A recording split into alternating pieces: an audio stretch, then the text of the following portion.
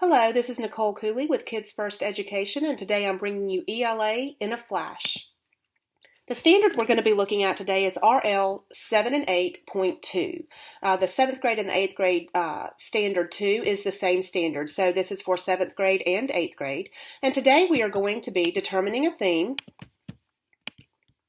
of a text, and what we're going to do is analyze in detail the development over the course of the text. And over the course of the text is a very important phrase, including how it emerges, where it is shaped, how it is shaped, and where and how it is refined by the specific details within the text itself. So we're looking at theme, and we're looking at theme over the course of the whole text. Let's remember very quickly what theme is. It is the message that the author wants to give to the reader. And it's always going to be a lesson, or it's going to be words of wisdom that can be applied to any reader's life. And it's usually not going to include specific details from the text itself. It's not really going to include character names, character actions, anything about the plot or the setting. Remember, it's a lesson that can be applied to anyone, not just within the text, but outside of the text, any reader who reads it. So it's going to be that message. So today we're going to look at over the course of the text. Let's look at some things about over the course of the text before we actually get into the text. With over the course of the text, especially in a story, we think about the plot pyramid. Very common, and we have seen this many times. We see the exposition, the rising action right here, the climax or the turning point, the falling action, and then something of the resolution at the end. So now let's look at where something might emerge, where it might be shaped, and where it might be refined. Well, if it emerges, it's going to be where the theme begins, where the development of a theme of the story does begin.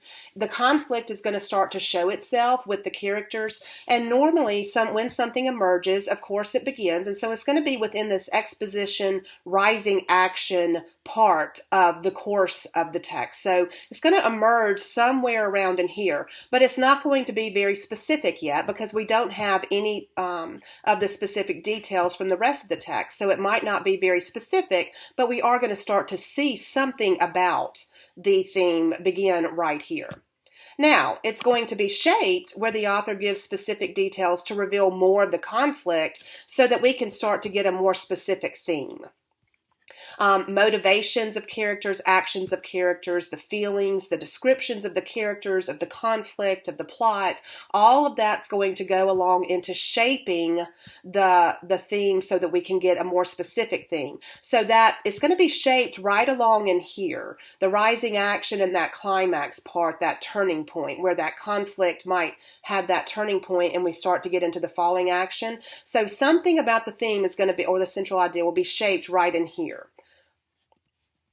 Then we're going to look at where it is refined. Well, the characters will have gotten through the conflict and they will have changed in some way within the refinement of the theme. So that theme then is going to be fully revealed and it's going to be very specific, and it's going to happen right in here, right in that falling action resolution part. And again, we're going to continue to see motivations, descriptions, feelings, and actions of characters and all of that.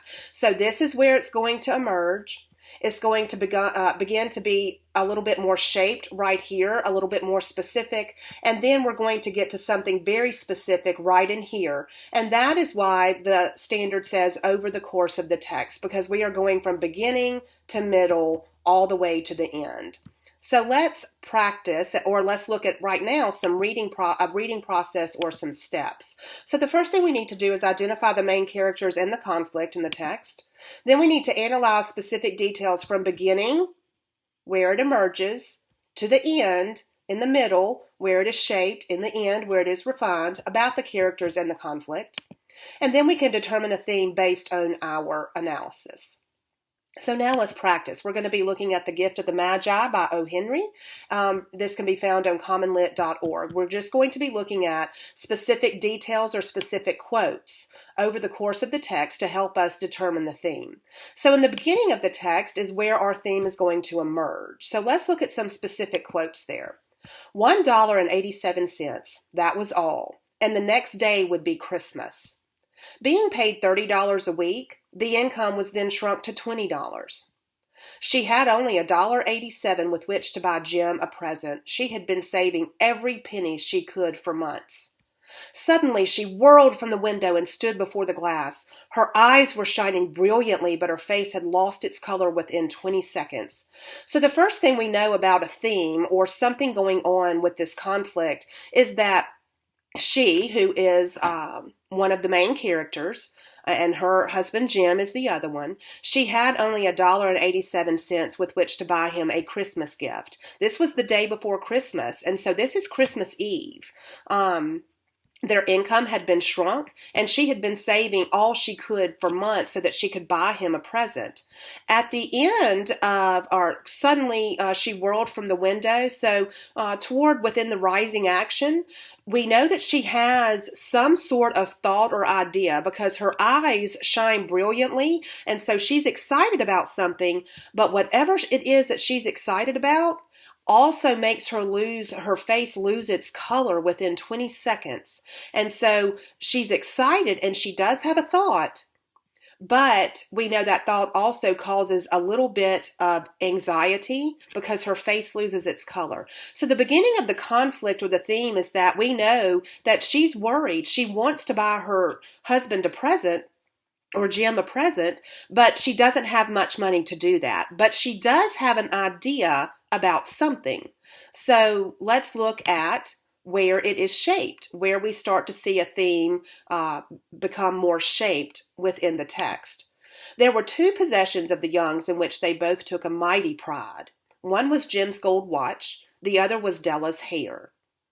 It reached below her knee. She did it up again nervously and quickly. Once she faltered for a minute and stood still while a tear or two splashed on the worn red carpet. With the brilliant sparkle still in her eyes, she fluttered to the street. "Will you buy my hair?" asked Della. $20, said Madame. "Give it to me quick," said Della. So now we know that, first off, there are two possessions that they have a lot of pride in: Jim's gold watch and Della's hair. We know it reached below her knee. She did do it up. Once she faltered for a minute and stood still while a tear or two splashed. She's crying. So we know from this that her idea had something to do now with her hair. So we know she is excited, but because now we know it is one of her prized possessions, whatever her idea was right here made her lose her face lose its color. So she's sad because it is something to do with her hair, and she doesn't want to let it go, but her main thing is to buy Jim a gift. So she faltered for a minute.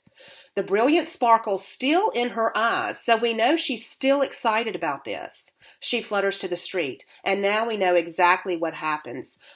Madame buys her hair and gives her $20 for it. Now we know, "Give it to me quick," said Della. One thing right here, it could be interpreted that she didn't want to change her mind, so it was like, "Give it to me quick, please." And then it could also be, we know that this is Christmas Eve, so she doesn't have a lot of time to buy the actual gift. And so she wants it quick so that she can go get him something. So now we know a sacrifice was made, something about a sacrifice, because she gave up her prized possession, which was her hair, so that she could buy her husband a gift. So something about a sacrifice. So you see now our theme is becoming a little bit more shaped and more specific about a sacrifice for someone that she loves. So now let's look at the end where it could be refined. She found it at last, a platinum fob chain worthy of the watch. $21 they took from her. So now we know that she was given $20. She had $1.87, and so she has 87 cents left. The door opened and Jim stepped in. He stared at her fixedly with that peculiar expression on his face. "You've cut off your hair?" asked Jim. White fingers and nimble tore at the strong paper, for there lay the combs to wear in the beautiful vanished hair. "Dell," said he, "let's put our Christmas presents away and keep 'em a while. I sold the watch to get the money to buy your combs." So what have we seen as our theme of sacrifice for what Della did over here? How is it refined over here? She found something for his watch, which is his prized possession. He steps in and he has a peculiar expression because now he sees that she's cut off her hair. And white and nimble fingers, we know now that she was tearing into her gift or opening her gift because there were combs there to wear in her beautiful vanished hair. And this quote at the end from Jim tells us and refines our theme about sacrifice. He said, I sold the watch to get the money to buy your combs. And we know that Della sold her hair to get money to buy him a platinum fob chain worthy of the watch. So we saw the conflict emerge here. We saw it shaped, the theme shaped right here within the conflict. And then we saw the theme refined right here as the conflict winds up at an end. So what is our theme? When motivated by love, sacrifice or unselfishness is the greatest gift of all, because we know that they both sold something within their prized possessions. They both sold their prized possessions to get each other something for their prized possessions. We know that it was that they did have to sell because his his income had shrunk to $20 and they didn't have much. So again, we looked at RL, 7th and 8th grade, Standard 2, where we determined a theme of a text and we analyzed it in detail over the course of the text, where it emerged, where it was shaped, and where it was refined by specific details. We identified the main characters in the conflict first, then we analyzed specific details from the beginning to the end about those, and then we determined a theme of the text based on those. This has been ELA in a Flash. For more ELA in a Flash videos, please visit our website at www.kidsfirst.llc. Happy reading!